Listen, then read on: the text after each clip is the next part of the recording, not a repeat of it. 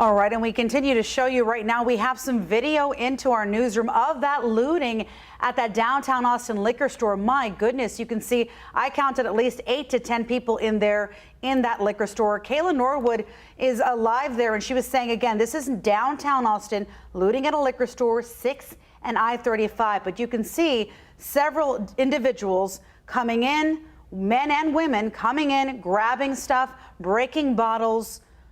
My goodness, just going in and around, running out right away. So let's go to Kaylin. Kaylin, this is really disturbing video. Again, this was a family-owned, a minority business that you mentioned, right?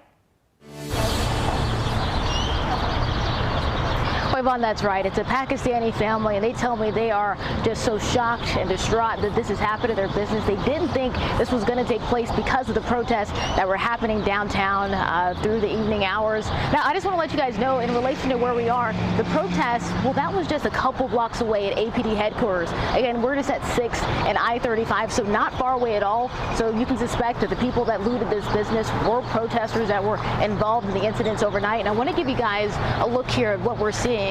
They have since closed up the shop. We were inside just moments ago, but I want to let you guys see the glass that is just on the ground here. You can still see bottles that were taken outside of the building, and just the glass completely shattered. You see that also taking place inside, and then the doors are now boarded up. They got through this main entrance here. He says that's when the looters actually went through, and they have since boarded it up, and they're hoping no more incidents tonight. Now I want to take you guys to that security video that Yvonne was talking about earlier. Yeah, you can see there clearly it wasn't just one looter or 2 looters. There were several people that were involved in this, taking out any liquor, cigars, you name it. He told me that one of the most expensive bottles that were taken was $800. So much money has been lost due to the looters that came through. I was told that the way they heard about this was from police officers. The owner got 2 calls today. Not once, but twice did they hear about their business being looted. They got their first call around 12 this morning, and then a second call at 2 a.m. So they weren't hit once, but multiple times they were affected by the looters that had taken a lot of items from their store. And we are seeing this really play out for several businesses in the Austin area now. And this is just the latest to be impacted by all of this. Yvonne? Kaylin, hopefully you can still hear me, because I have a couple of questions. What else do you know about the family business? I mean, you know it's a Pakistani family, correct?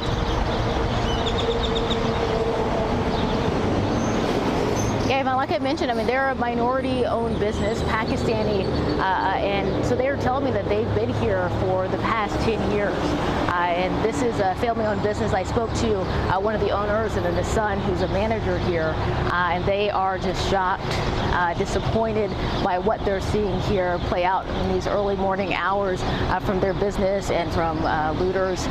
One of the son, the manager here, he told me that, the protests overall, he was fine with the protests. He's glad that people are, standing in solidarity for the lives of Michael Ramos and George Floyd.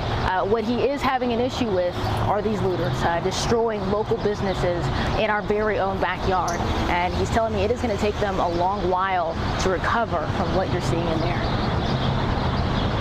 This video, Kaylin, I mean, it is disturbing. At first I thought there were 10. I mean, I think there were dozens of people, men and women, kind of just running in there and just grabbing whatever they could. You said you noticed in that video as well, you noticed they were taking cigars, liquor, breaking a lot of things. I mean, a lot of destruction of property in there, right?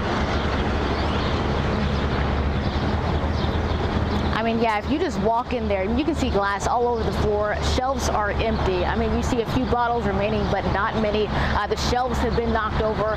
He also gave us a look, behind the counter. They have receipts, everything on the ground.